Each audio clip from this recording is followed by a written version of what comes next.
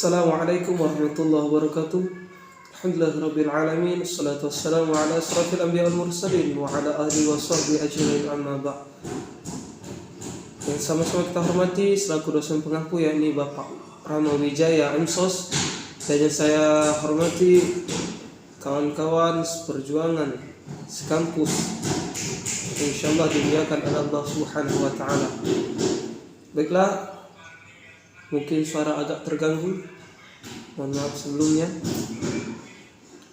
Baiklah, kali ini kita akan membahas etika komunikasi dalam perspektif Islam. Komunikasi adalah suatu aktivitas manusia yang saling berinteraksi antara satu sama lain maupun lebih. Konsep tentang komunikasi tidak hanya berkaitan dengan masalah cara berbicara efektif saja, melainkan juga etika berbicara, gaya bahasa. Dalam pandangan agama Islam, komunikasi memiliki etika.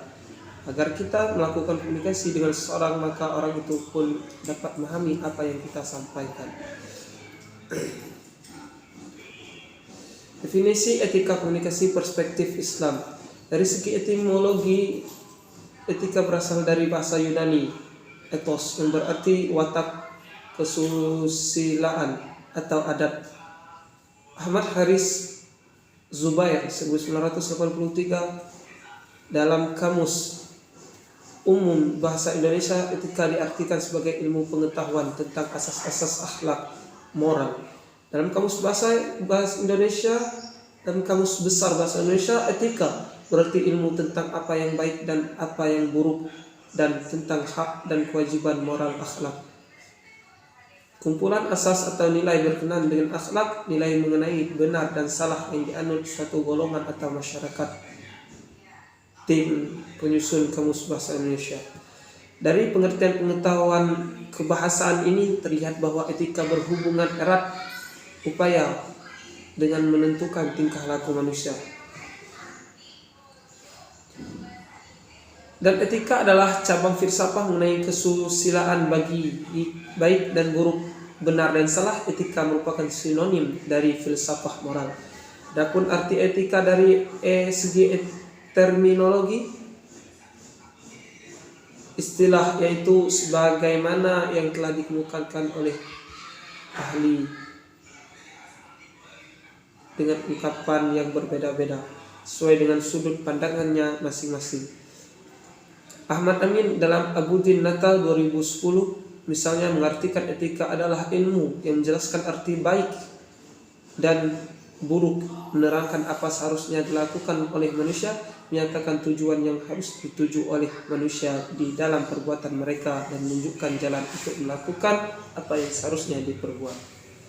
Sedangkan menurut Syaigarda Purbawakatja dalam Zainal Muttiin Bawaf 2009, etika adalah filsafi, nilai pengetahuan tentang nilai-nilai, ilmu yang mempelajari soal kebaikan dan keburukan di dalam hidup manusia semuanya, terutama mengenai gerak-gerik pikiran dan rasa yang merupakan pertimbangan dan perasaan sampai mengenai tujuan bentuk perbuatan.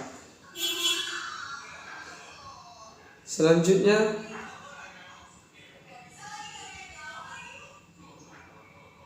konsep etika komunikasi perspektif Islam. Teori komunikasi menurut ajaran Islam selalu terikat dengan perintah dan larangan Allah Subhanahu wa taala.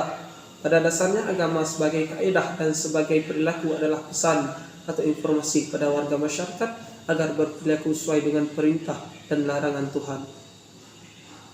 Dengan kata lain, komunikasi menurut ajaran agama sangat memuliakan etika yang dibarengi saksi akhirat. Al-Quran juga menyebut komunikasi sebagai salah satu fitrah manusia untuk mengetahui bagaimana manusia seharusnya berkomunikasi. Al-Quran memberikan kata kunci yang berhubungan dengan hal itu.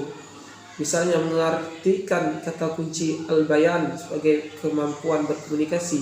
Selain itu, kata kunci yang dipergunakan Al-Quran untuk komunikasi ialah al-qaul. Dari al-qaul ini, Jalaluddin Rahmat menguraikan prinsip qaulan sadidan, yakni kemampuan berkata benar atau berkomunikasi dengan baik. Dengan komunikasi, manusia mengekspresi dirinya, membentuk jaringan interaksi sosial. dan mengembangkan kepribadiannya. Para pakar komunikasi sepakat dengan para psikolog bahwa kegagalan komunikasi berakibat fatal baik secara individual maupun sosial. Secara sosial, kegagalan komunikasi menghambat saling pengerti, menghambat kerja sama, menghambat toleransi, dan merintangi pelaksanaan norma-norma sesuai Al-Quran. Al-Quran menyebut komunikasi sebagai salah satu fitrah manusia. Dalam Quran surah Ar-Rahman, Allah Subhanahu wa taala berfirman, Bismillahirrahmanirrahim. Ar-Rahman 'allamal Qur'an, khalaqal insan 'allamahul bayan. Yang artinya Tuhan yang Maha Pemurah yang telah mengajarkan Al-Quran, Dia menciptakan manusia, mengajarnya pandai berbicara. Quran surah Ar-Rahman ayat 1-4. Al-Syekh Kani dalam tafsir Al-Fatah Al-Qadri mengartikan Al-Bayan sebagai kemampuan berkomunikasi untuk mengetahui bagaimana orang-orang seharusnya berkomunikasi secara benar.